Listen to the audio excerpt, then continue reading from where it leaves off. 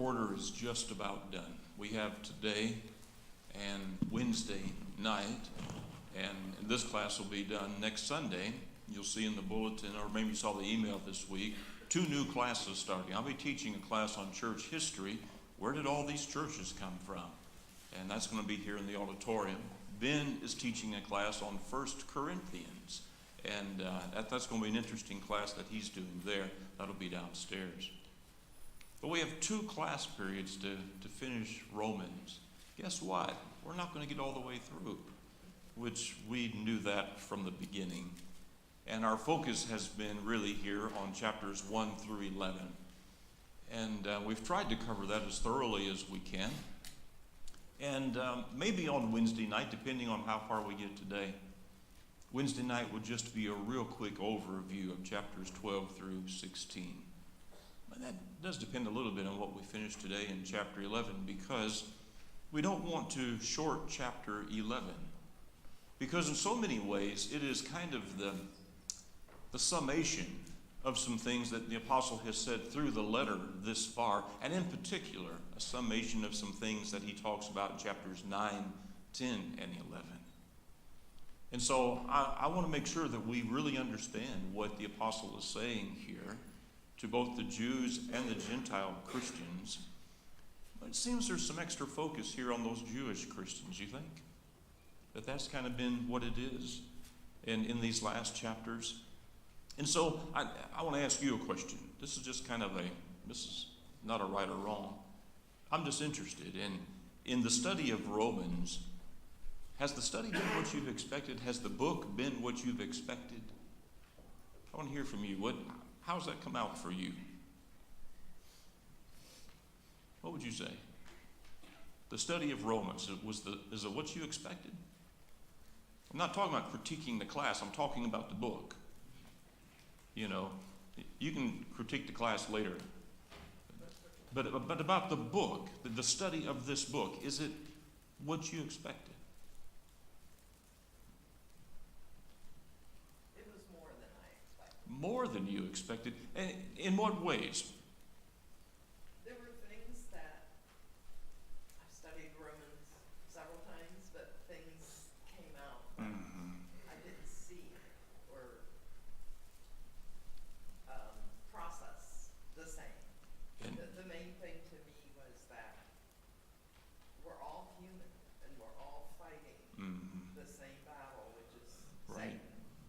Satan. And give Good. yourself some grace for that. Okay, good. I'm curious, just anybody else, what would you say? Anything that you learned different through the book of Romans this time? I mean, I know several have studied it before, but I'm just curious. Well, I must have really caught you off guard on that. You're going to talk more in the rest of the class, right? Let's look at chapter 11 here a little bit. And basically, the chapter starts with this question. Paul just lays this question out there. Has God rejected all the Jews? I mean, it's a pretty heavy question here. And but it gets right to the point for sure. And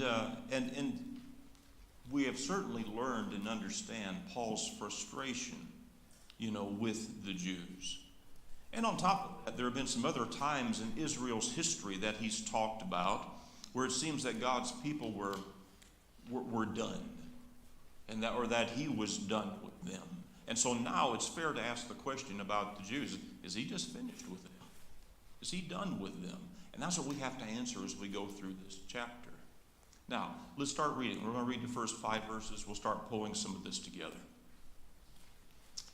I say then, has God cast away his people? Certainly not. For I also am an Israelite, of the seed of Abraham, of the tribe of Benjamin. God has not cast away his people whom he foreknew.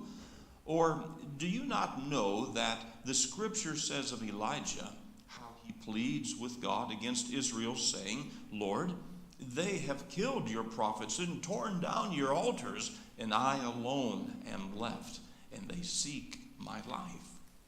But what does the answer of God say to him? I have reserved for myself 7,000 men who have not bowed down the knee to Baal. Even so, then, at this present time, there is a remnant according to the election of grace. What's God saying? In big picture, what does God say? Has he answered the question, has God rejected the Jews? He always saves some. Big picture, what else do you draw from that? God doesn't give up. You know, for 1,500 years, the children of Abraham have been the people of God.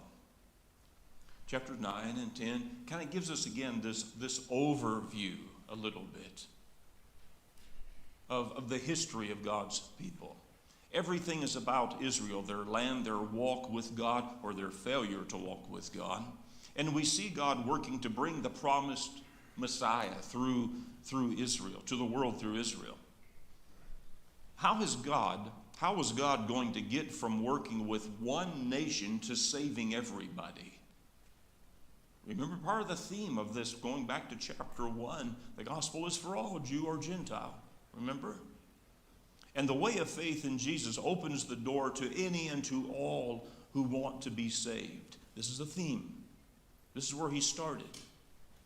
And that hasn't changed here as we're coming into chapter 11. We're drawing some conclusions now. That theme has not changed. But instead, chapter 11 is the culmination of a very carefully laid out plan. And when we think about the arguments that the apostle has made in chapters 9 and 10, he's bringing it all together now. And here's where we have to really understand and draw some conclusions and think about what those Jewish Christians were having to think about and process. And Paul painted a pretty dark picture of Israel. They did not accept the Messiah. He says, they rejected him. They failed in knowing and following God's revealed word. All of these are issues that he's talked about multiple times even. And so what happens now? And that's why he starts, as this chapter starts, has God cast away his people? Or some texts may say, has God rejected all the Jews? It's a fair question. And we might think and wonder if some of those Jewish Christians were even wondering that. And so he's dealing with that straight out. And so chapter 11 is a little rough in some ways, but not to those who are willing to turn to the Lord. And that's the point of emphasis. Of course, that's been the emphasis from the beginning of the letter. We have seen that. And so what happens now? What happens to those Jews now? Chapter 11 helps to complete that story. And also paints a very unhappy picture for those who refuse to accept Jesus. Chapter 11. That's what we see. And so the big question, has God rejected his people? What would you say? How do you answer that? Has God rejected his people, the Jews? God doesn't reject anybody. It's the people who reject God. Okay, so when people reject God, God's not going to force anyone to obey or to believe. We've seen so many times as we've come through the book that there's these opportunities of personal choice. And how many times have we said there's a choice to be made? What are we going to do? And as we've tried to make application to that, we've said, what are we going to do? And that's what is being put forward to these so long ago. Think about those Gentiles, that are hearing this. Those who are part of that church in Rome, Jews and Gentiles. When this question was asked, has God rejected all the Jews? How do you think the Gentiles might answer? What do you think they might say? What would they be inclined to say? Talks about the elect Mm-hmm.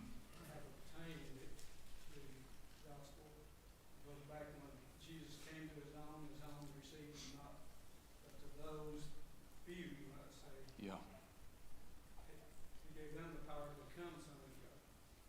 And it said the elect have obtained it. I think those few he's talking about. Right. Are the few that accepted And so he's going to come to this point about talking about the elect. We've talked about that some in previous chapters. So we have some idea of what he's talking about with that. But he's going to bring that point back around again. And maybe in the bigger picture, he's trying to say to all of those who are hearing, there is the elect, those who will listen to what God says and who will obey. These are the ones that will be saved. But it's just this opening question here that is just so powerful to me. Has God rejected all the Jews? Point of emphasis on all the Jews. How would you answer that? In short answer, how would you answer that? No, he hasn't, but because of the majority, it opened up to the Gentiles. Has God ever rejected all the Jews? No. Who has he rejected? Yeah, the disobedient. And so nothing has changed in that context as we come to this point. And so in verses like 2 and 3, why does Paul bring up Elijah into this thought, in this conversation? Why does he bring up Elijah? I think that everybody else rejected him except him. What about Elijah? Was Elijah all alone? Did you all sleep last night? Are you still asleep? Like you are never this quiet. What is going on? It's called, not in here.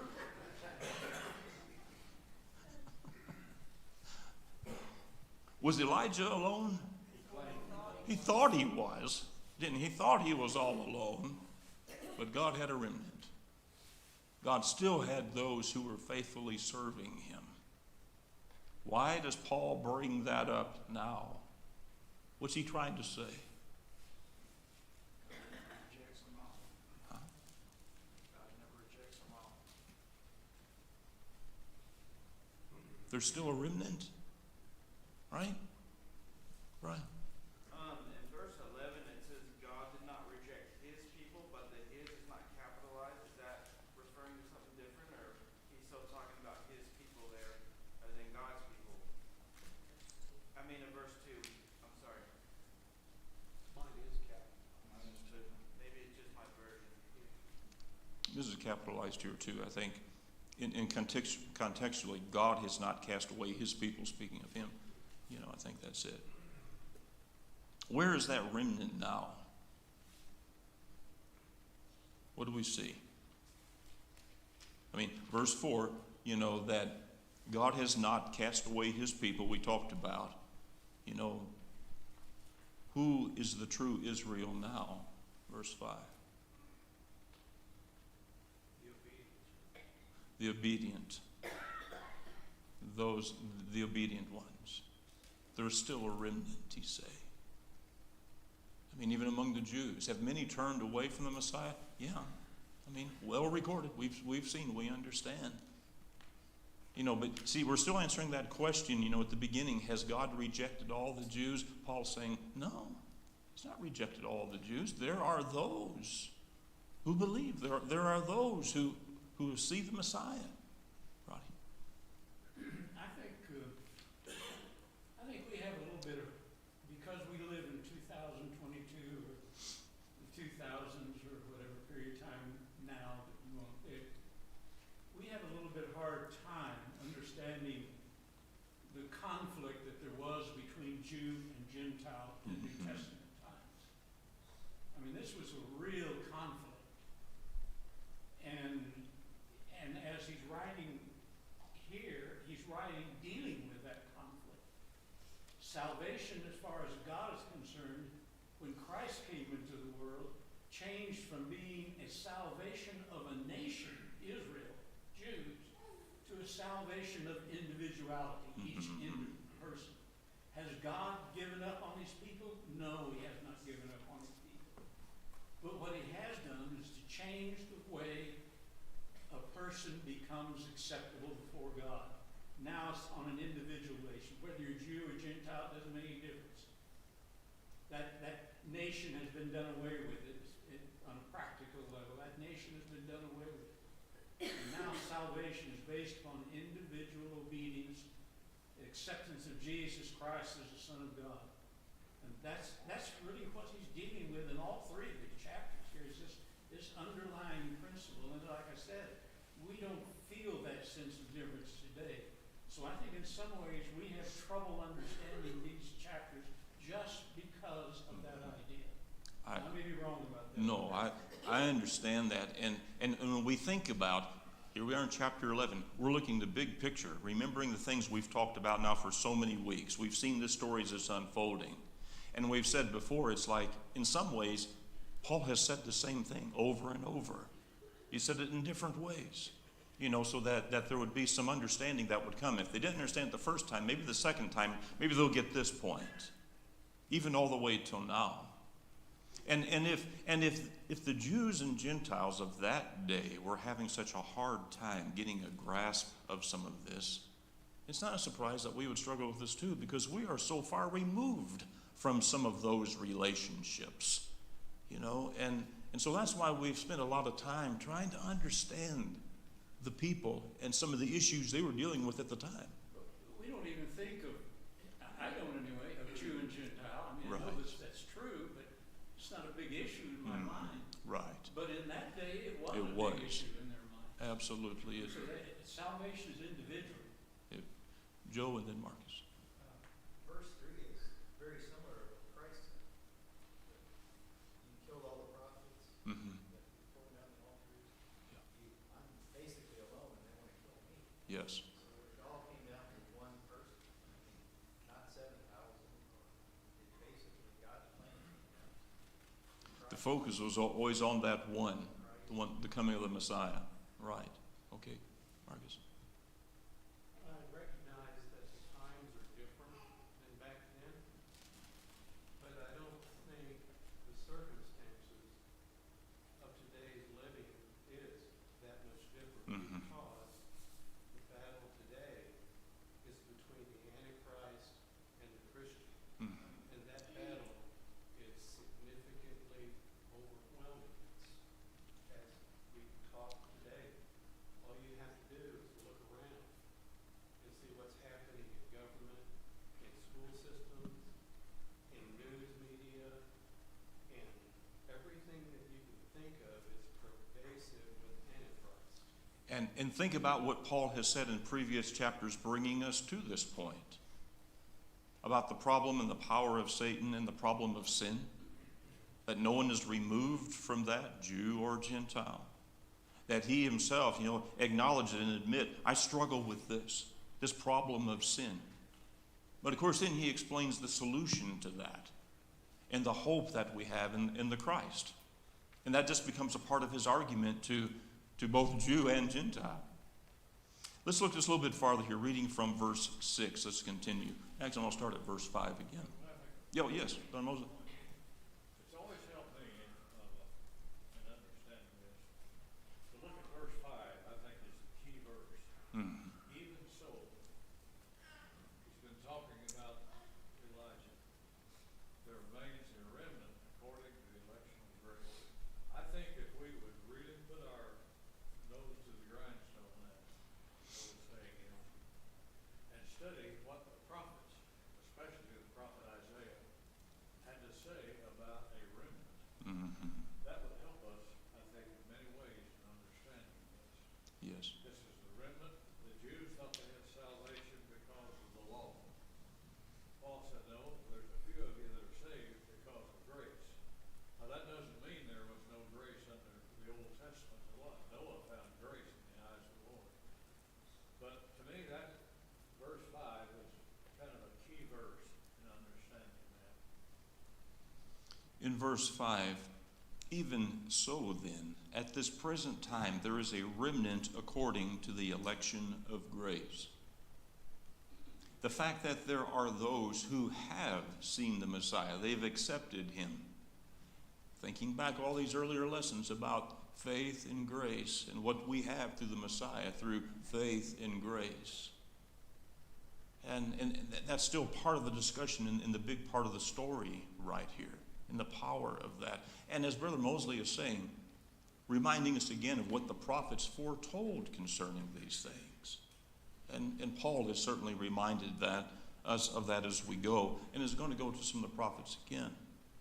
Continuing at verse 6, and if by grace, then it is no longer works, otherwise grace is no longer grace. But if it is of works, then it is no longer grace, otherwise work is no longer work. What then? Israel has not obtained what it seeks, but the elect have obtained it, and the rest were hardened. Just as it is written, God has given them a spirit of stupor, eyes that they should not see, and ears that they should not hear, to this very day. And David says, and their table became a snare and a trap, a stumbling block, and a recompense to them. Let their eyes be darkened that they may not see, and bow down their back always. That sounds kind of gloomy right there. Kind of down. What would you say to kind of sum up Paul's point here? Is it supposed to be just down and gloomy? Is that his point? Sum up what Paul is saying. What would you say?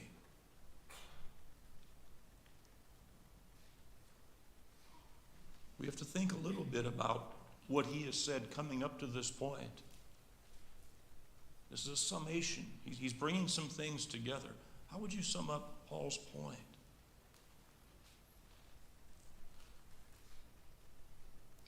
His point is towards the Jews.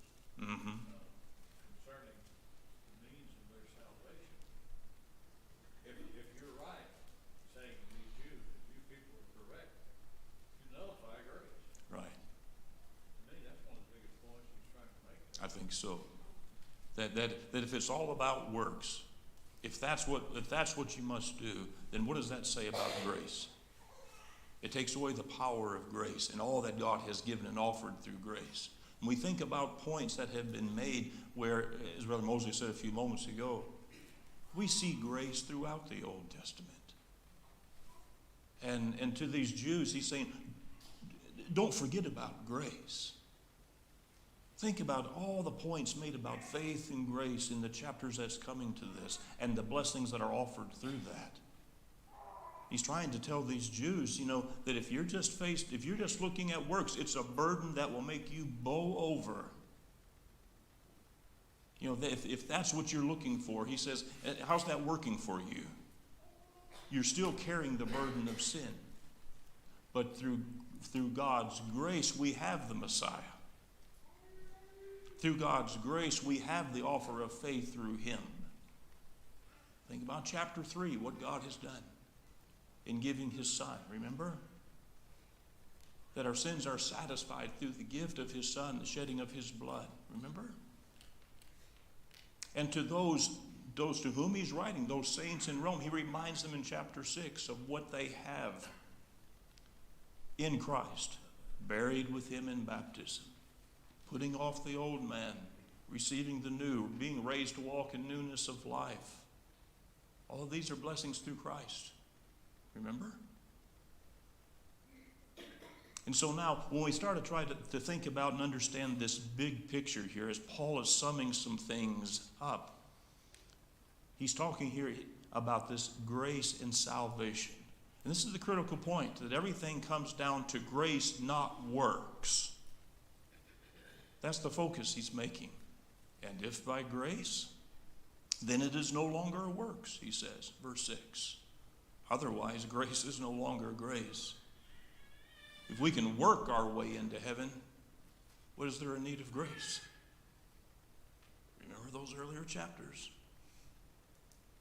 If we can just work our way to heaven, there's no need for grace. But his message has been repeatedly how badly we need God's grace. Other thoughts or comments? David? To the Jews who were receiving this letter and paying close attention, his arguments would basically have them on a roller coaster of reaction. Beginning of chapter 9,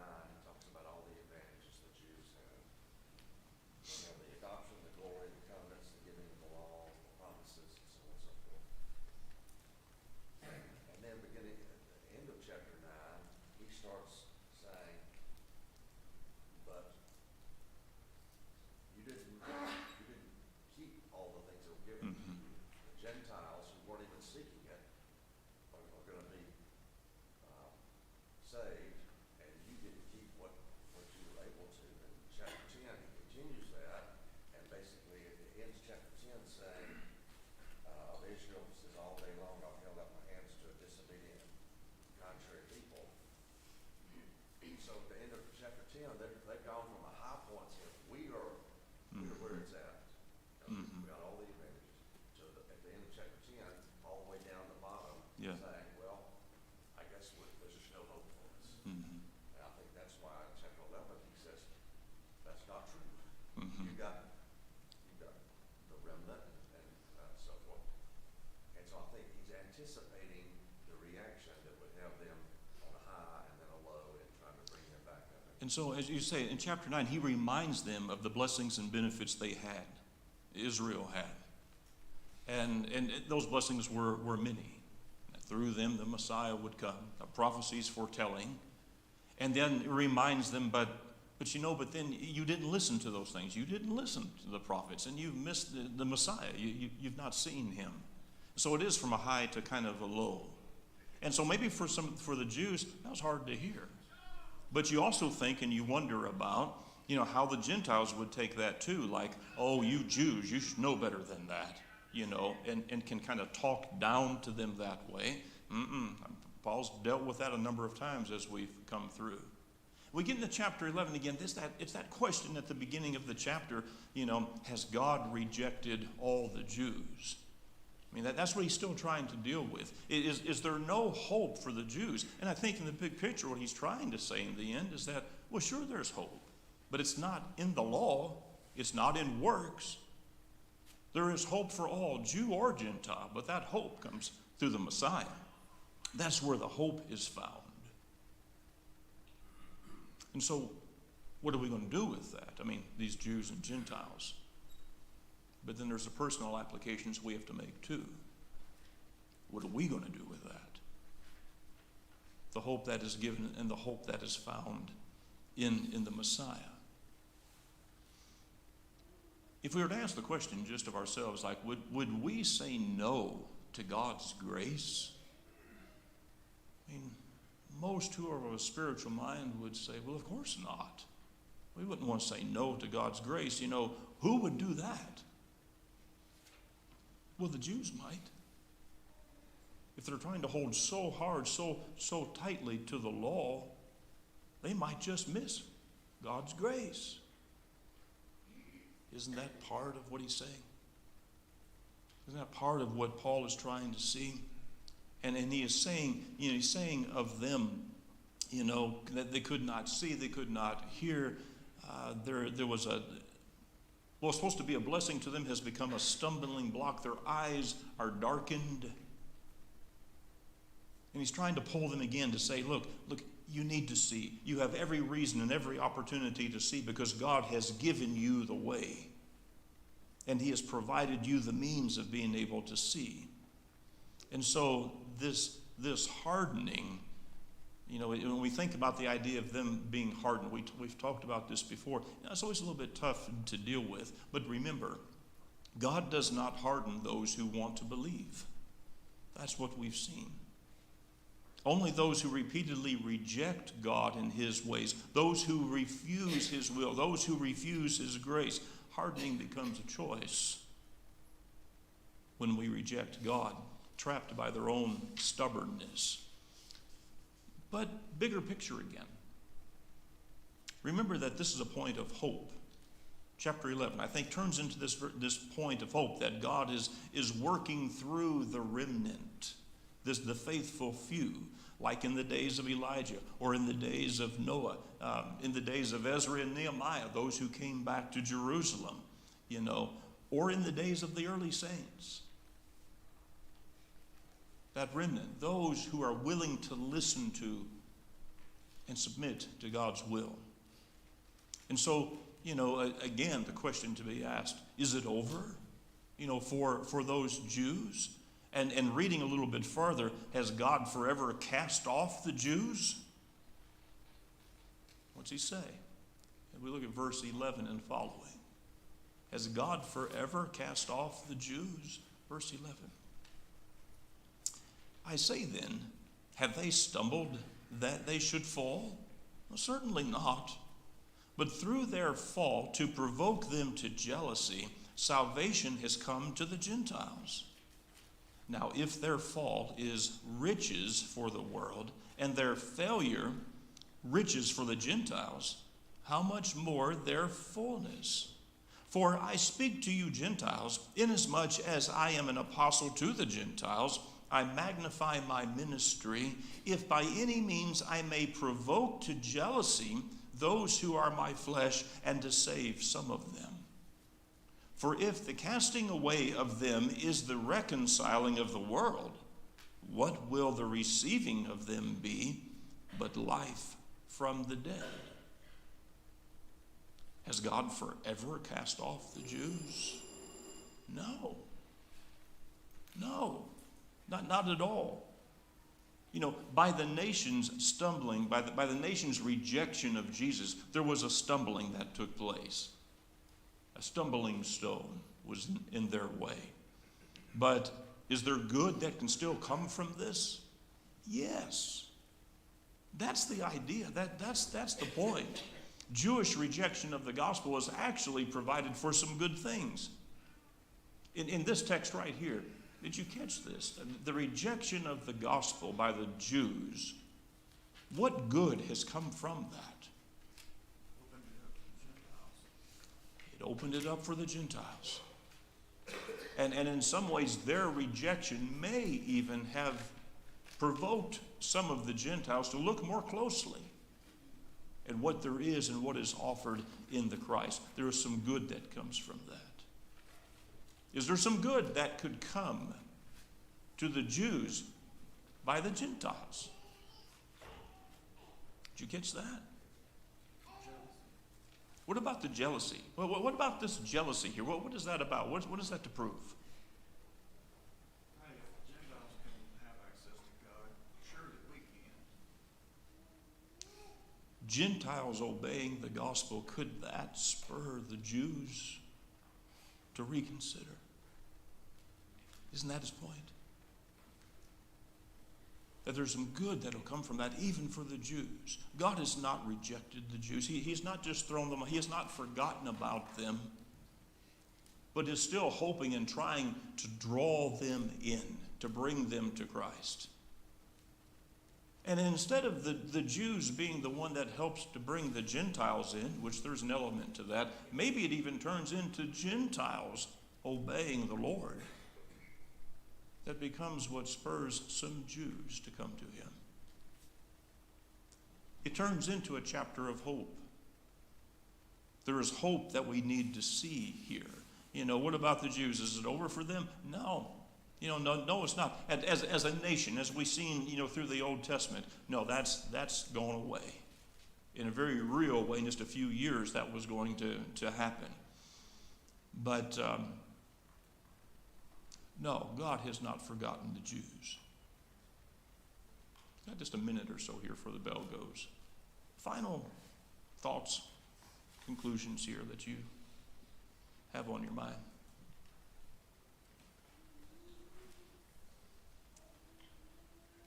Chapter 11 is not one of the easier chapters, is it?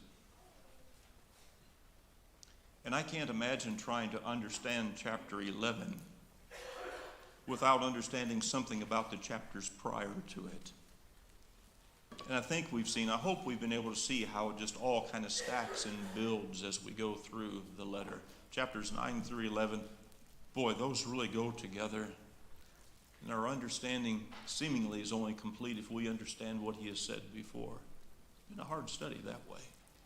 God willing, on Wednesday night, we may talk just a little bit more about chapter 11, and then just a real brief review of the remaining chapters. That's what we'll be looking at. I'm glad you're here today, and I appreciate your comments.